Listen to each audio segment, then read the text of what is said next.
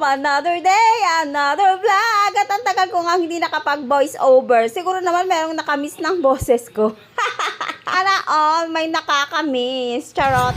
At ito nga yung araw mga palabs na namalengke. Alam niyo ba sa tinagal-tagal ko na dito sa Laguna, ay ngayon pa lang talaga ako nakapunta dito sa palengke nila. Talagang malaking palengke mga palabs. Malayo-layo kasi yan dito sa bahay namin. So ayan, sinamantala ko na nga at namili na ako ng mga pagkain. Bumili na rin ako ng bigas, itlog at kung ano-ano pa. At pati nga pagkain ng pusa ay bumalik na rin si Palalabs Daddy dyan para pag nasa loob na kami ng bahay, hindi na kami lalabas. Alam niyo naman, nagkakaedad na ay ayaw na lumabas ng bahay. At after nga namin pumunta sa mga wet market, mga isda, bumili ng isda, karne ng manok, ay pumunta naman kami dito sa Pure Gold dahil sa tapat ng palengke ay merong malaking Pure Gold. So hindi pa rin kami nakapasok dito sa first time din namin pumasok dito. Ano bang meron dito? Matry nga natin. Kaya yan, dito kami nag-grocery mga palalabs. At malaki-laki nga ang Pure Gold dito sa crossing mga palalabs. Kaya naman yung mga pangangailangan namin na hindi namin nabili sa wet market ay dito na rin namin pinamili. At eto nga si Palalabs dati, tumitingin pa sa mga alak, balak pa atang mag-inom. Pure gold dito sa crossing. Ganito lang namin sa lahalo.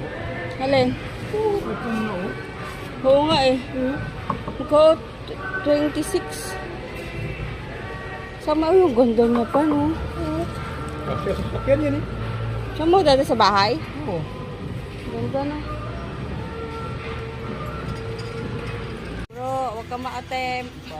At bukod nga sa mga grocery ay marami rin pala dito mga gamit sa bahay na pwede mo mabili mga palalabs. Kaya naman kung naghahanap ka ng mga side table, chairs at kung ano-ano pa, ay marami rin ditong tinda sa Pure Gold Crossing. At alam nyo ba, sa tuwing mamimiling na lang ay lagi akong kinakabahan, lalo na pag puno na yung cart, panay na kwenta yung utak ko kung magkano na ba lahat yan, sinong relate. At eto na nga, Diyos ko, nakakapalpitate naman sa mahal ng mga bilihin ngayon mga palala. At after nga ng mga ganap namin, syempre dumiretso na rin kami uwi ng bahay. At eto na nga yung ating mga napamili mga palalabs. Hindi ko na nga napakita ang grocery dahil di na nakapag-video. Hanggang dito na lang mga palalabs.